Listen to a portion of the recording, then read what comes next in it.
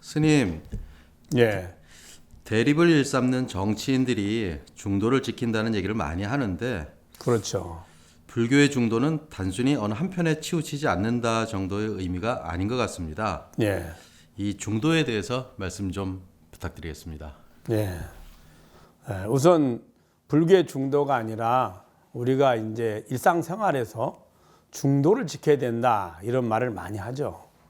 말씀하신 것처럼 정치인들도 다 대승적인 차원에서 중도를 지킨다. 너도 나도 이런 말을 많이 합니다. 그런데 과연 중도란 우선 말씀하신 정치에서의 중도란 뭘까? 정치에서의 중도란 본래 정치의 근본 목적으로 돌아가는 겁니다. 정치의 근본 취지가 뭘까요? 국민을 행복하게 하는 겁니다. 국민의 행복을 위해서 정치를 하는 거거든요. 그러면은 정치의 중도란 어떻게 내가 실천하고 말하는 것이 국민의 행복을 위해서 도움이 되는지를 돌아보는 거죠. 진보니 보수이니 여당이니 야당이니 각자 자신들의 주장이나 정책이나 혹은 자신들의 주장하는 그러한 것들이 다 옳다고 생각합니다. 그럼 거기서 옳다는 말은 그 행하는 토론이나 의견이나 정책이 국민들이 행복하는데 더 도움이 된다는 말이거든요. 근데 과연 그럴까요? 그렇지 않을 가능성이 많죠.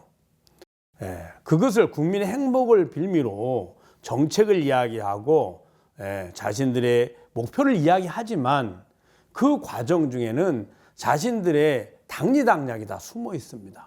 첫째는 내가 정치를 할 수 있는 조건을 더 유지하려고 할 것이고 더 얻으려고 할 것이고 권력을 얻으려고 할 것이고 거기에 필요한 것이 포함이 되어 있죠. 그건 중도가 아니죠. 즉 국민들을 위한 것이 아니라는 뜻입니다. 그래서 정치의 중도란 어떻게 하는 것이 더 국민들의 행복에 도움이 되는지, 즉 근본 취지, 국민의 행복으로 돌아오는 것이 중도라고 볼 수 있습니다. 예를 들어서 의견이 나뉠 때도 우리는 많은 이제 함께 하다 보면 의견이 대립되는 경우가 많습니다. 그럴 때 그 의견의 목적은 함께하는 공동체가 함께 필요한 것을 성취하는 데 목적이 있습니다. 그럼 그 목적으로 돌아가면 됩니다. 그러면 어느 것은 더 충분하고 더 만족하고 어떤 건 덜 만족하고 어떤 것은 만족하고 어떤 건 불만족하고 어떤 건 불완전하고 어떤 건 더 많이 만족하고 완전하죠. 즉 완전히 만족하거나 완전한 것은 없지만 조금 더 완전에 가깝고 조금 더 만족에 가까운 것은 있는 거죠. 그것을 서로 타협을 해서 토론을 해서 근본으로 돌아가는 것, 이것을 중도라 할 수 있습니다. 그럼 불교의 중도란 뭘까요? 불교의 중도란 불교의 근본 취지로 돌아가면 됩니다. 그 불교의 근본 취지는 부처님의 가르침의 근본 목적인데 부처님의 가르침의 근본 목적은 생사윤회의 고통을 받고 있는 모든 중생들이 생사윤회로부터 벗어나서 해탈 열반에 이르게 하는 것이 불교의 근본 목적입니다. 이게 근본 취지죠. 그러면 그 중도란 해탈 열반에 가는 것, 그것이 바로 중도입니다. 부처님의 가르침도 다양하죠. 근기 따라서 84,000법문이 있고 84,000법문에 의해서 수행하는 방법도 다양합니다. 그렇지만 모두 목적지는 어디로 향하나요? 해탈 열반으로 향해 있죠. 그러면 어떤 것이 더 해탈 열반의 길을 가는데 바람직한지, 보다 더 쉽고 안전하고 빠르게 갈 수 있는지, 그 해탈 열반의 목적지에서 해탈 열반이라는 상태에서 비춰보는 것, 이것이 바로 중도라 할 수 있습니다. 자, 그러면은 핵심적으로 말해서 불교의 중도는 해탈 열반이고, 해탈 열반이란 진여자성을 깨닫는 걸 말합니다.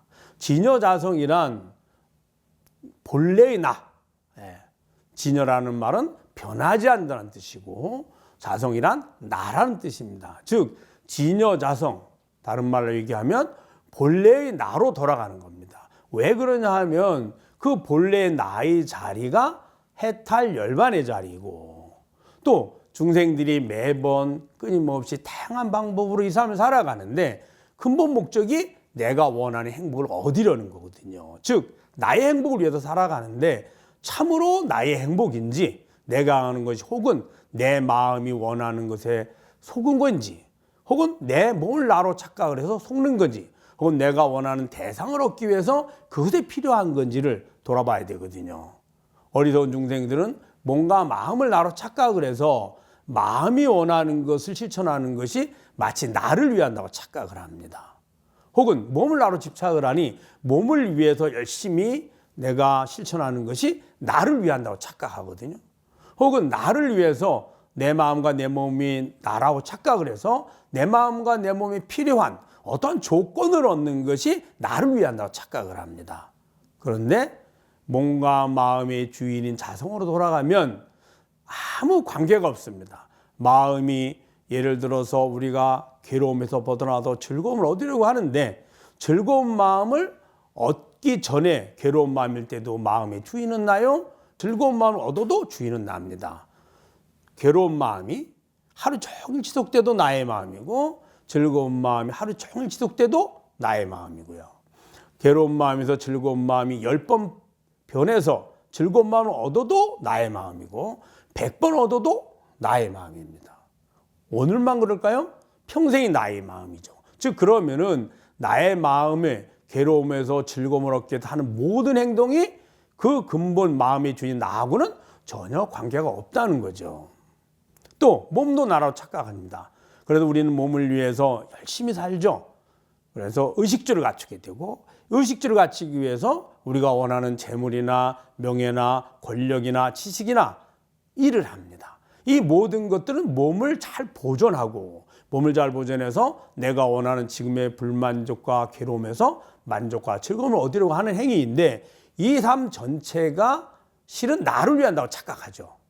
나를 위하는 것이 아니라 마음을 나로 착각했으니 마음을 위하고 몸을 나로 착각했으니 몸을 위하고 또 내가 원하는 대상을 구하고 싶은 마음에 대상을 원하는 데 필요한 일들이죠.